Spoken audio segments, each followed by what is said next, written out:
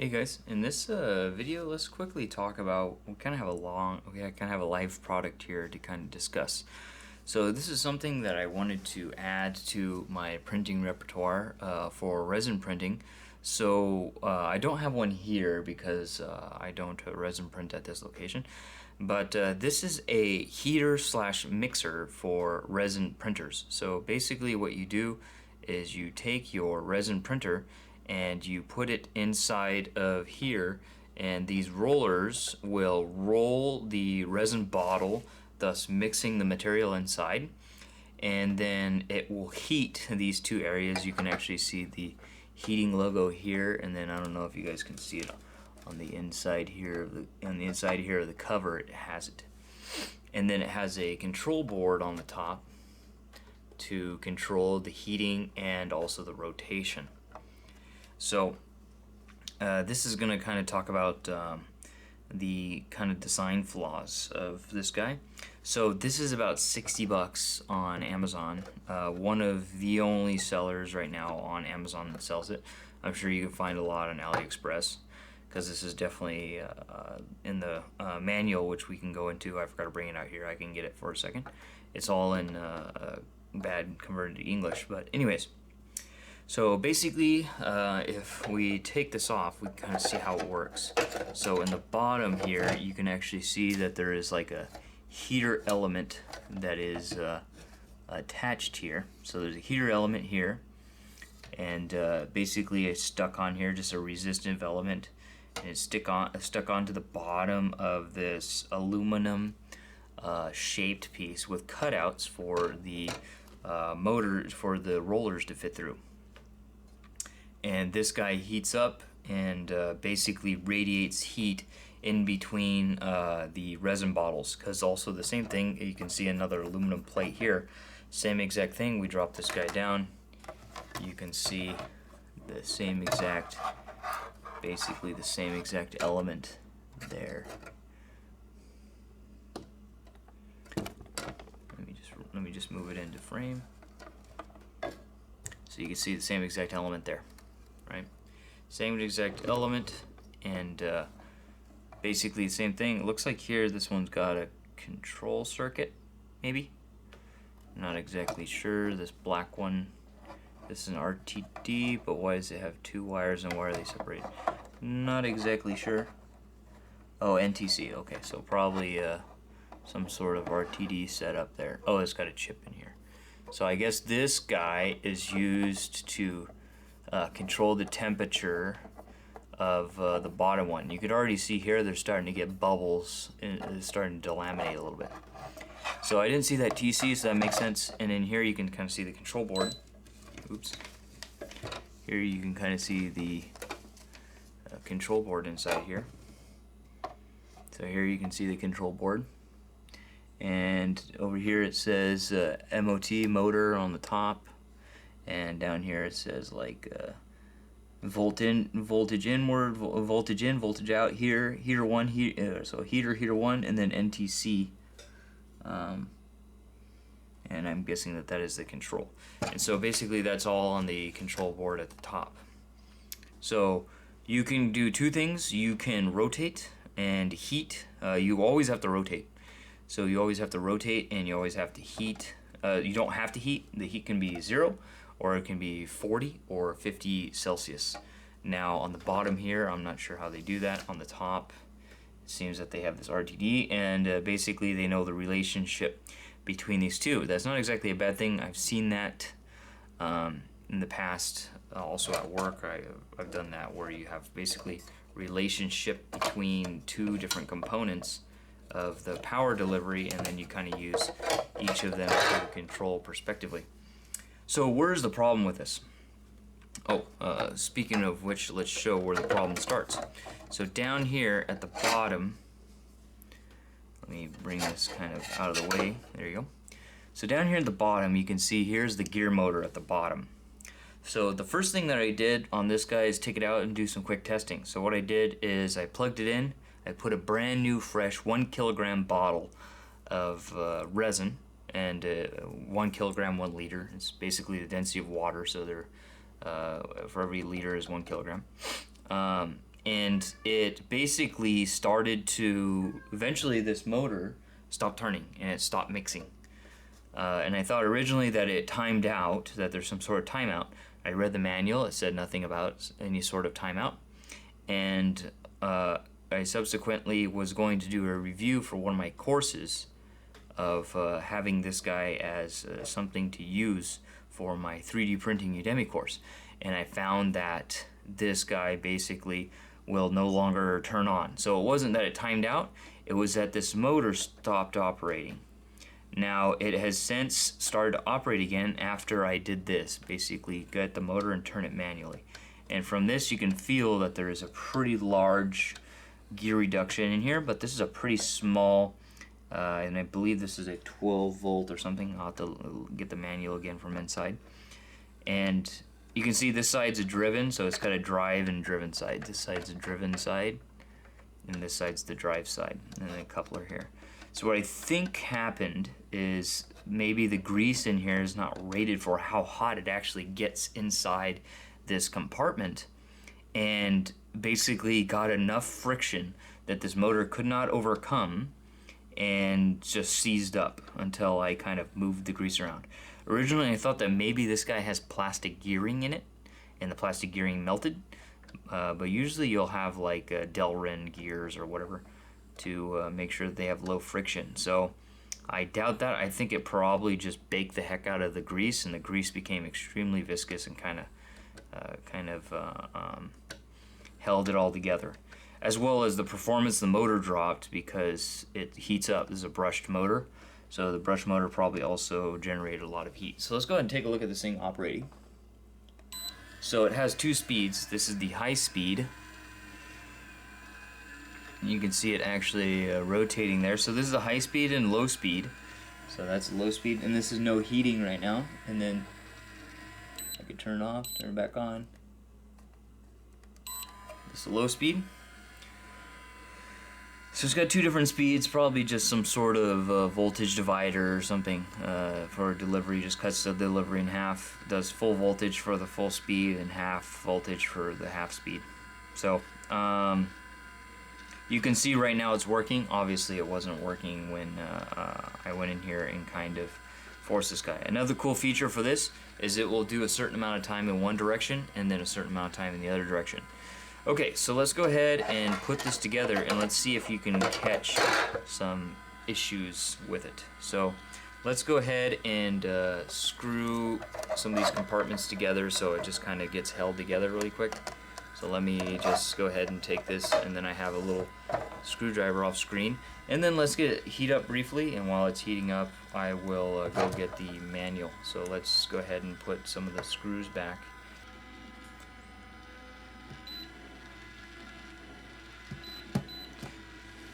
Alright, so here, as you can see, we switched it to full power. So this one here for heating is low heating. I'm going to switch it to slow so you can hear me a little better. And also this touch screen, this touchpad panel is very inactive, not very good. But basically here you can see we have off, and then this is 40C and 50C. Let's go ahead and let it heat up, and let's go get the manual.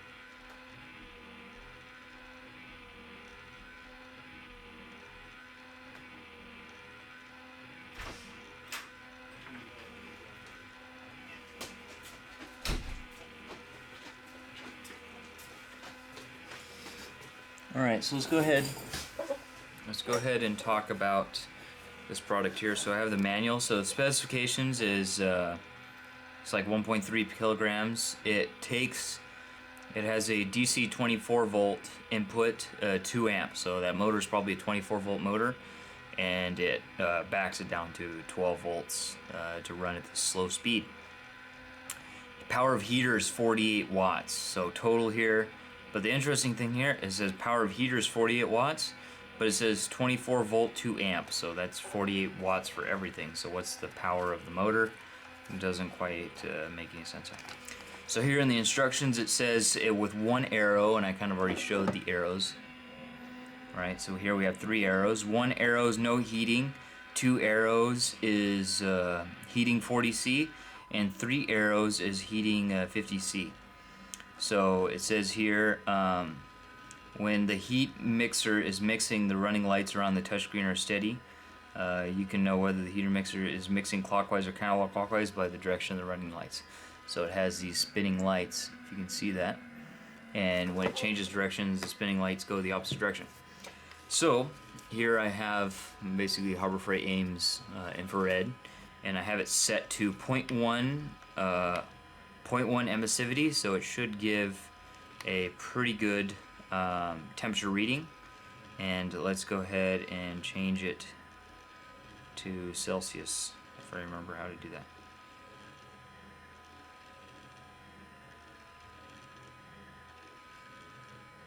Okay, there we go. Change to Celsius. So right now it's going to read kind of high, but this sheet metal is very, very shiny, so it should read better.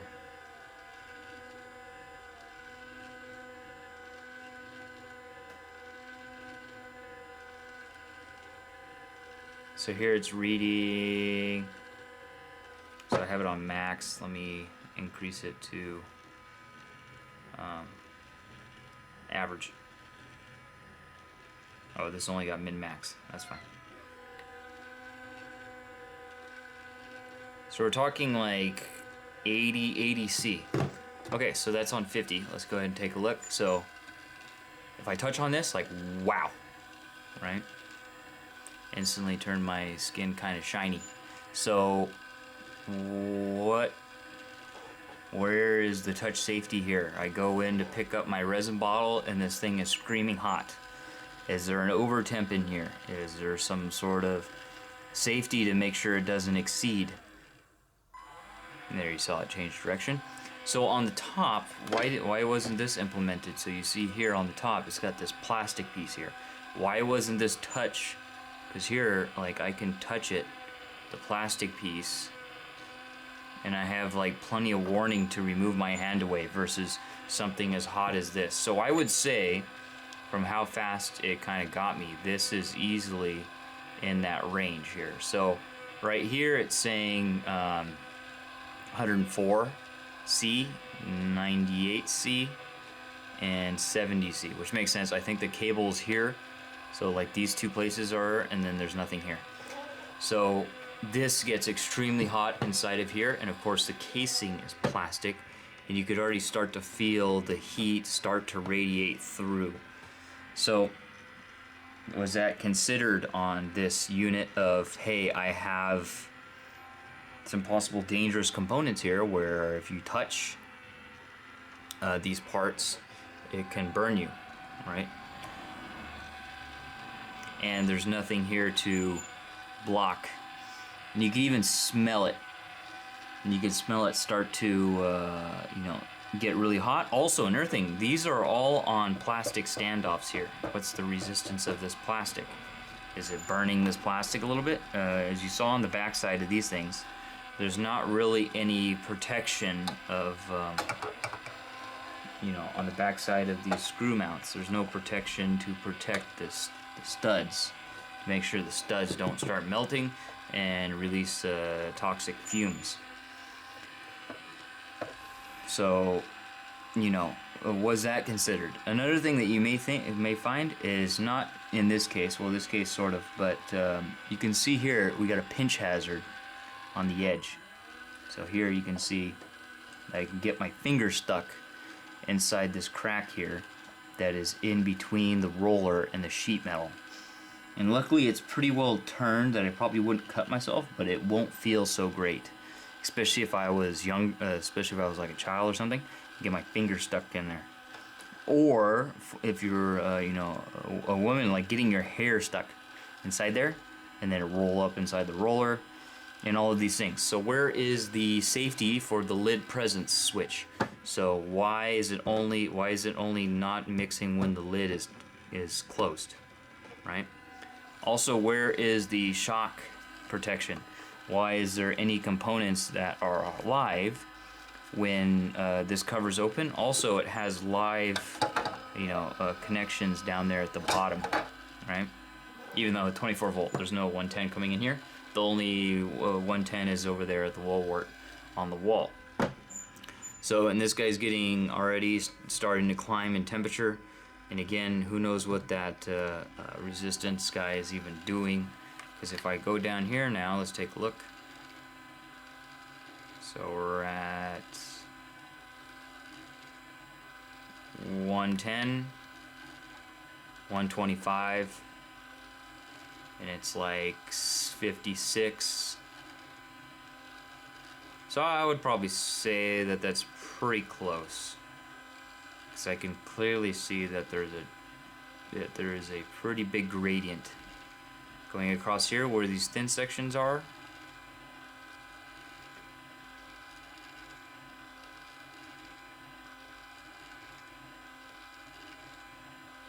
Right, over to this corner, it drops off pretty significantly.